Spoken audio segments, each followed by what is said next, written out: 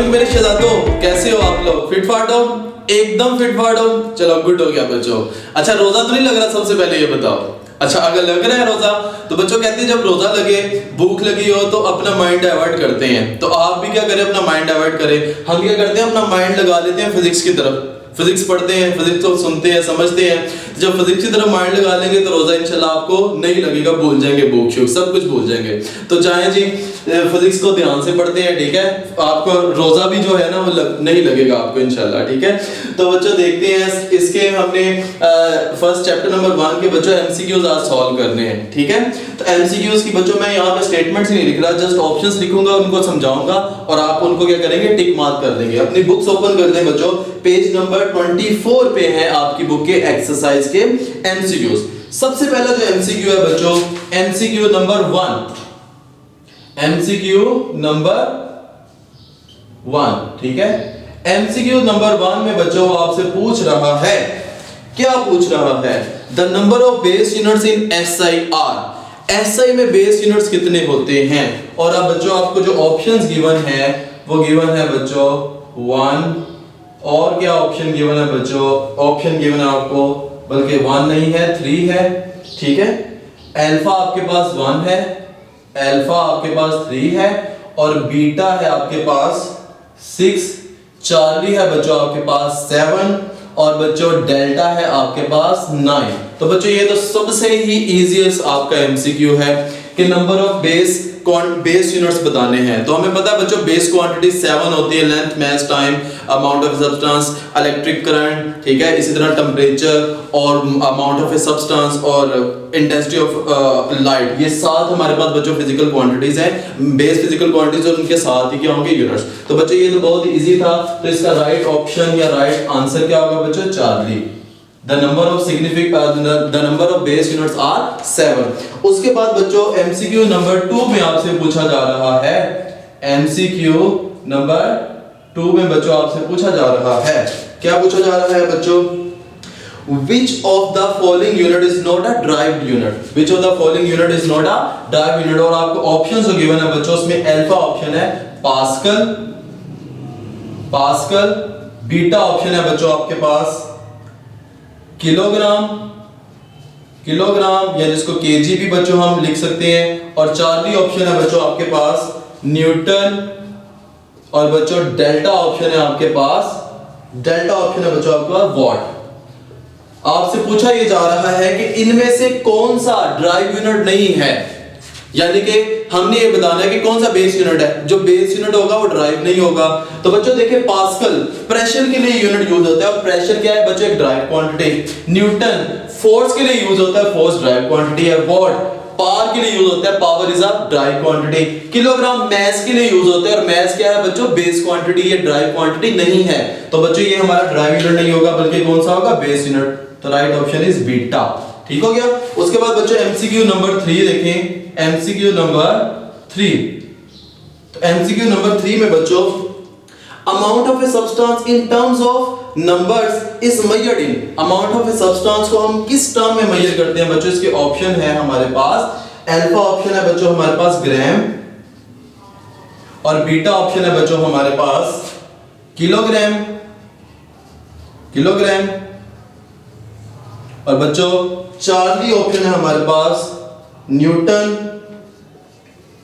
और delta option है बच्चों हमारे पास मोल, ठीक है। क्वेश्चन बच्चों गौर से सुने, क्वेश्चन है amount of a substance in terms of numbers is measured in. जो बच्चों अमाउंट ऑफ सब्सटेंस होती है उसका यूनिट जो होता है बच्चों मोल होता है, लेकिन अमाउंट ऑफ सब्सटेंस हम कभी-कभी किलोग्राम में भी मेजर करते हैं, लेकिन जो नंबर्स में होती है बच्चों वो मोल ही होती है। तो अमाउंट ऑफ ए सब्सटेंस का यूनिट चूंकि मोल है, तो बच्चों हमारा राइट ऑप्शन क्या होगा, डेल्टा। यहाँ पे राइट ऑप्शन होगा बच्चों डेल्टा। उसके बाद बच्चों हमारे पास एमसीक्यू नंबर 4, एमसीक्यू नंबर 4 में वो आपसे पूछता है, क्या पूछता है जी, एमसीक्यू नंबर 4 में पूछता है an interval of 200 microsecond is equivalent to. ये थोड़ा सा ट्रिकी है, अक्सर स्टूडेंट इसमें गलती भी कर जाते हैं, लेकिन आपने गलती नहीं करनी बच्चों, आपको समझा रहा हूं, आपने गलती नहीं करनी। क्या है बच्चों, 0.2 सेकंड बीटा बेटा हमारा ऑप्शन कौन सा है, क्या ऑप्शन है बेटा हमारा, बेटा ऑप्शन है हमारा 0.02 सेकेंड। ठीक है, आप सोच रहे होंगे सर पता नहीं कौन सा बेटा कह रहे हैं। उसके बाद बच्चों चार्ली, ये इसको चार्ली ऑप्शन जो है हमारे पास बच्चों, चार्ली ऑप्शन हमारे पास 2 × 10⁻⁻⁴ सेकेंड। ठीक है, ये हमारे अल्फा 0.2, बीटा 0.02, चार्ली या सीटा इसको बोल लें 2 × 10⁻⁻⁴ और डेल्टा, ठीक है, ये कितना बच्चों 2 × 10⁻⁻⁶। बच्चों ने इनके डिफरेंट नाम रखे होते हैं, अल्फा, बेटा, चाचा चार्ली, दादा, इस तरह बच्चों ने अपनी आसानी के लिए नाम रखे होते हैं मजाक के लिए। ठीक है, लेकिन एक्चुअली में अल्फा, बीटा, चार्ली और डेल्टा है। ठीक हो गया। अब बच्चों हमने बताना है कि इसका राइट ऑप्शन बताना है। तो बच्चों जो गिवन था हमारे पास वो ये गिवन था 200 माइक्रोसेकंड। हमने बताना है किसके इक्वल है। तो बच्चों माइक्रो का मतलब क्या होता है 10⁻⁻⁴ सॉरी। तो बच्चों इसको हम इस तरह लिख सकते हैं 200 × 10⁻⁻⁶ सेकंड। ठीक हो गया बच्चों। माइक्रो की जगह पे हमने वैल्यू लिख दी 10⁻⁻⁶, क्योंकि ये दोनों इक्वल होते हैं। अच्छा बच्चों, अब मैं इसको साइंटिफिक, अभी भी देखें आपको इनमें से कोई भी ये वाला ऑप्शन नजर नहीं आ रहा, यानी कि इसको थोड़ा सा और मॉडिफाई करना पड़ेगा। इसको बच्चों स्टैंडर्ड साइंटिफिक नोटेशन में लिखते हैं। स्टैंडर्ड साइंटिफिक नोटेशन मैंने आपको बताया था, ऐसी साइंटिफिक नोटेशन होती है जिसमें पॉइंट के लेफ्ट साइड पे सिर्फ एक नॉन जीरो डिजिट होना चाहिए। ठीक है, अभी बच्चों ये हमारे पास पॉइंट यहाँ पे है, हम पॉइंट को शिफ्ट करवाएंगे यहाँ पे 1 2। ठीक हो गया। तो 2 शिफ्ट करवाएंगे बच्चों, राइट से लेफ्ट जाते हैं तो पावर में क्या करते हैं हम ऐड करते हैं। तो 2 ऐड करेंगे बच्चों, ये हो जाएगा 2 × 10⁻⁻⁶ + 2 सेकंड। तो -6 + 2 कितनी होती है बच्चों, ये होता है -4। तो हमारे पास राइट ऑप्शन कितना आ जाएगा 2 × 10⁻⁻⁴। तो बच्चों कौन सा ऑप्शन ये बन रहा है, ये ऑप्शन बन रहा है चार्ली। ठीक हो गया बच्चों, ये 3 हमारे 4 एमसीक्यूज हो गए। 5th एमसीक्यू बच्चों, ये भी इंपॉर्टेंट एमसीक्यू है, एमसीक्यू नंबर 5। इसको थोड़ा सा सेपरेट कर लें ताकि आपस में लड़ ही ना पड़े। MCQ number 5। ठीक हो गया। एमसीक्यू नंबर 5 है बच्चों, which of the following is the smallest quantity. Different quantities given है, हमने बताना है इनमें सबसे स्मॉलेस्ट कौन सी है। तो बच्चों अल्फा ऑप्शन जो आपको गिवन है, अल्फा ऑप्शन गिवन है बच्चों 0.01 ग्राम, और बेटा ऑप्शन आपको गिवन है बच्चों 2 मिलीग्राम, और चाचा चार्ली जो ऑप्शन गिवन है बच्चों वो है 100 माइक्रोग्राम, और दादाजी या डेल्टा ऑप्शन आपके पास कौन सा गिवन है बच्चों 500 या 5000 नैनोग्राम। ठीक हो गया बच्चों। अब बच्चों हमने बताना है इनमें सबसे छोटी स्मॉलेस्ट क्वांटिटी कौन सी है। ग्राम तो बच्चों स्मॉलेस्ट नहीं हो सकती, क्योंकि ग्राम इसमें मिलीग्राम आ रहा है, मिली एक सबस्क्रिप्ट वो है, प्रीफिक्स है 10⁻⁻3। यहाँ पे बच्चों क्या आ रहा है माइक्रो 10⁻⁻6, और यहाँ पे आ रहा है नानो 10⁻⁹।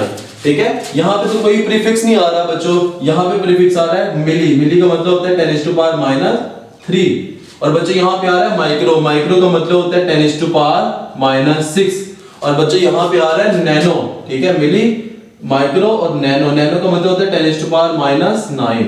तो बच्चों माइनस में जितनी ज्यादा वैल्यू हो वो उतनी ही छोटी होती है ना, ऐसे ही है। तो बच्चों यहाँ पे बताएं मुझे कौन सी वैल्यू सबसे छोटी होगी, यानी कि नैनो वाली जिसमें 10⁻⁹ आ रहा है, सबसे छोटी वैल्यू होगी। तो delta would be your right answer, right option. ठीक है, उसके बाद बच्चों एमसीक्यू नंबर 6 देखें। एमसीक्यू नंबर 6 में बच्चों जो आपको पूछा जा रहा है, which instrument is the most suitable to measure the internal diameter of a test tube।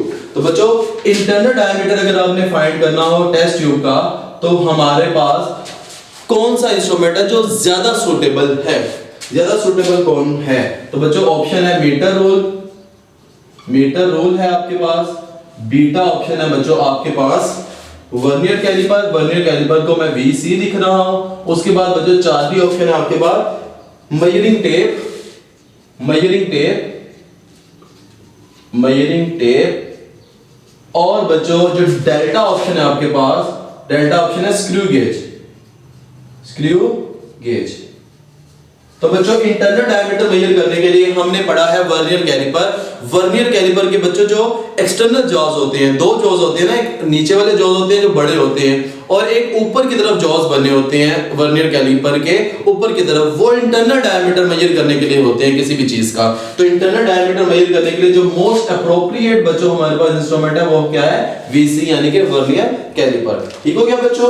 उसके बाद बच्चों एमसीक्यू नंबर 7, एमसीक्यू नंबर 7 कितने इजी हैं देखें एमसीक्यूज, कुछ भी इसमें मुश्किल नहीं है। ठीक है, फिर भी आप लोग गलती कर देते हैं, गलत बात है ना, तो इंशाल्लाह अब आपने गलती नहीं करनी।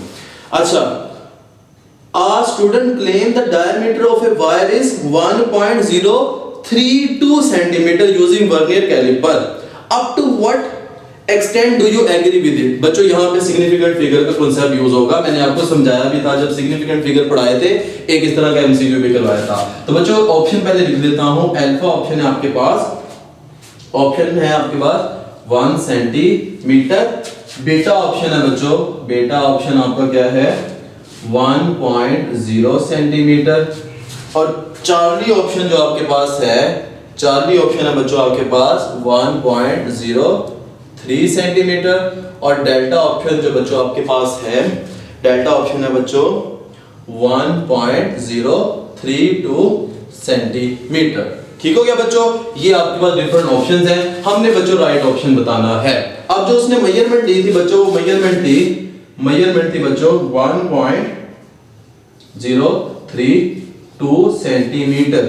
क्या यूज किया था बच्चों इसने, using vernier calliper VC, vernier calliper use करके बच्चों उसने ये रीडिंग ली। हमने बताना है कि कौन सी रीडिंग इसमें से एक्यूरेट है, सिग्निफिकेंट फिगर का बच्चों कांसेप्ट आ जाता है। हमने पढ़ा है बच्चों जो लीस्ट काउंट है वर्नियर कैलिपर का, लीस्ट काउंट है वो है 0.1 मिलीमीटर, या सेंटीमीटर में लिखें सेंटीमीटर, मिलीमीटर से सेंटीमीटर में जाने के लिए क्या करते हैं बच्चों 10 से डिवाइड करते हैं, 10 से डिवाइड कर देंगे हो जाएगा 0.01 सेंटीमीटर। ये बच्चों लीस्ट काउंट है। हमारी वैल्यू चूंकि सेंटीमीटर की में गिवन है तो हम लीस्ट काउंट सेंटीमीटर वाला देखेंगे। तो बच्चों सेंटीमीटर में जो लीस्ट काउंट है उसमें कितने डिजिट्स हैं, देयर आर 3 डिजिट्स। ठीक है, 3 डिजिट्स हैं। तो हमारी जो मेजरमेंट है बच्चों उसमें भी कितने डिजिट होने चाहिए, 3। इसमें 1 डिजिट है, इसमें 2 डिजिट, इसमें 3 डिजिट्स और इसमें 4 डिजिट्स। तो राइट ऑप्शन कौन सा होगा बच्चों जिसमें कितने डिजिट होंगे, 3। तो राइट ऑप्शन इज चार्ली। ठीक है, ये हमारा क्या हो जाएगा राइट ऑप्शन। उसके बाद बच्चों एमसीक्यू नंबर 8 क्या है बच्चों, एमसीक्यू नंबर 8, एमसीक्यू नंबर 8 जी बच्चों देखें इजी से एमसीक्यूज हैं। ये कांसेप्ट सिग्निफिकेंट फिगर का मैंने आपको बड़े अच्छे तरीके से बताया था। ठीक है, तो इंशाल्लाह आप बोले नहीं होंगे मुझे उम्मीद है। अब बच्चों ये यहाँ पे देखें measuring cylinder is used to measure. Measuring cylinder जो होता है हमारे पास शीशे का होता है, आपको दिखाया भी हुआ है मैंने। ठीक है, ये क्या मेजर करता है बच्चों, ये मेजर करता है ऑप्शन जो गिवन है वही तो हमने बताना है क्या मेजर करता है। जो ऑप्शन गिवन है बच्चों वो है मैस, बीटा ऑप्शन हमारे पास गिवन है एरिया, और चार्ली ऑप्शन जो बच्चों आपके पास गिवन है वो है वॉल्यूम, और डेल्टा ऑप्शन आपके पास गिवन है लेवल ऑफ लिक्विड। लेवल जी, लिक्विड का लेवल हो गया, लिक्विड का लेवल। अच्छा जी, इंसान का लेवल तो होता है, लिक्विड का भी एक लेवल होता है। अच्छा बच्चों अब हमने बताना है कि मेजरिंग सिलेंडर किसको मेजर करता है। बच्चों मैंने आपको बताया था मेजरिंग सिलेंडर वो जो इतना सा शीशे का होता है, मतलब आपको इस साइज का दिखाया था, डिफरेंट साइजेस हो सकते हैं, उसके ऊपर कैलिब्रेशन हुई होती है, और बच्चों उसको हम यूज करते हैं टू मेजर दी वॉल्यूम। किसी भी लिक्विड का वॉल्यूम मेजर करने के लिए बच्चों यूज करते हैं। तो right option would be Charlie. ठीक हो गया। अब जो नेक्स्ट है 9। ठीक है, बड़ी लंबी इसकी स्टेटमेंट है लेकिन बहुत ही इजी है। इतनी लंबी स्टेटमेंट है लेकिन 2 लाइनों में आपने इसको सॉल्व कर लेना है। एमसीक्यू नंबर 9, एमसीक्यू नंबर 9 में बच्चों मैं ऑप्शन पहले लिख रहा हूं फिर आपके लिए रीड करता हूं। ऑप्शन ए है 8.3 सेंटीमीटर, ऑप्शन ए है 8.3 सेंटीमीटर। ऑप्शन बीटा है बच्चों आपके पास, ऑप्शन बीटा है बच्चों आपके पास 3.08 मिलीमीटर। ठीक है, मिलीमीटर। और ऑप्शन चार्ली, चाचा चार्ली आपके पास कौन सा ऑप्शन है 3.8 मिलीमीटर, ठीक है। और डेल्टा ऑप्शन बच्चों आपके पास है 3.08 मीटर। हमने राइट ऑप्शन बताना है। अब बच्चों इसकी स्टेटमेंट पढ़ता हूं। A student noted the thickness of a glass sheet using a screw gauge. On the main scale, it reads 3 divisions. Main scale के ऊपर कितने डिवीजन है बच्चों? 3 डिवीजन, ठीक है। और मेन स्केल की जो रीडिंग होती है वो हम कह देंगे मेन स्केल के ऊपर है, मेन स्केल की रीडिंग MSR, ये कितनी है बच्चों? 3 डिवीजन आती है ना। तो स्क्रू गेज के ऊपर बच्चों जो एक डिवीजन होता है वो 1 मिलीमीटर होता है, तो 3 डिवीजन है तो कितना हो जाएगा? 3 मिलीमीटर, ठीक हो गया।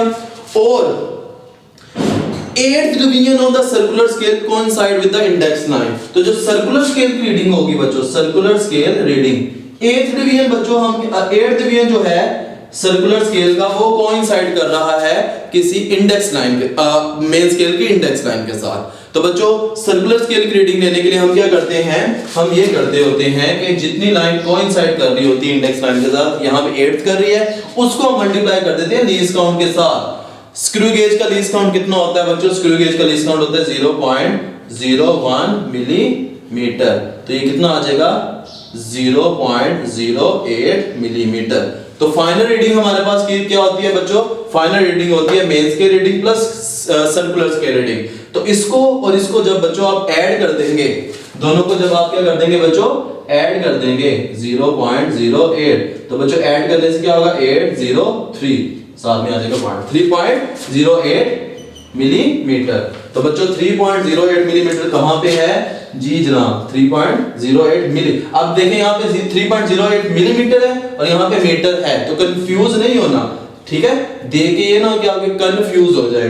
तो बच्चों हमारा मिलीमीटर वाला ऑप्शन होगा, ना कि मीटर वाला, ठीक हो गया बच्चों। लास्ट एमसीक्यू, ये भी बड़ा ही चुन्ना मुन्ना सा इजी सा एमसीक्यू है, इसको भी बच्चों पढ़ा देते हैं अभी हम।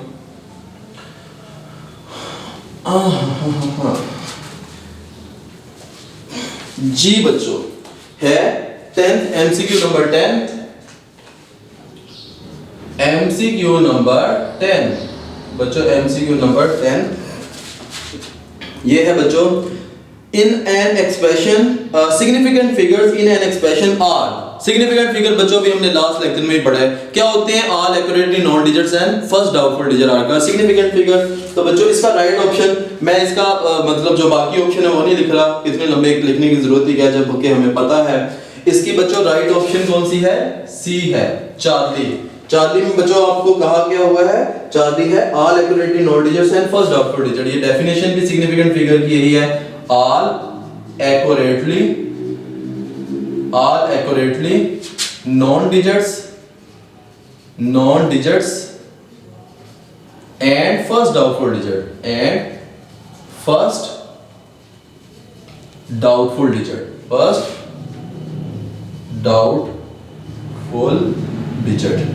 is called significant figure, ठीक हो गया बच्चों। तो ये बच्चों हमारे पास एमसीक्यूज थे, 10 एमसीक्यूज हमने सबको सॉल्व कर लिया, ठीक है बच्चों, सबको समझा भी है साथ हमने। तो इंशाल्लाह कभी आपको ये बोलेंगे नहीं बच्चों। एक बात याद रखनी है आपने, बोर्ड में जो ज्यादातर एमसीक्यूज आपको आते हैं या किसी भी एग्जाम में, 9th के किसी भी एग्जाम में जब आप फिजिक्स का एग्जाम दे रहे होंगे तो ज्यादातर एमसीक्यूज से आपका जो सामना होगा वो एक्सरसाइज के ही एमसीक्यूज होंगे। तो एक्सरसाइज के एमसीक्यूज बच्चों आपने अच्छे से करने हैं। जो मैं लेक्चर्स में एमसीक्यूज बताता हूं उनको भी जरूर करना है, लेकिन एक्सरसाइज को भी अच्छे से करना है, ठीक है। तो लेक्चर के स्टार्ट पे तो आपको बहुत रोजा लग रहा होगा, तो अब मुझे उम्मीद है कि आपने इतने गौर से आपका ज़हन अब फिजिक्स की तरफ लग गया, अब तो रोजा नहीं लग रहा होगा, ठीक हो गया बच्चों। अच्छा बच्चों, नेक्स्ट लेक्चर में दोबारा आपसे मुलाकात होगी, अपना ख्याल रखिएगा, अल्लाह हाफिज।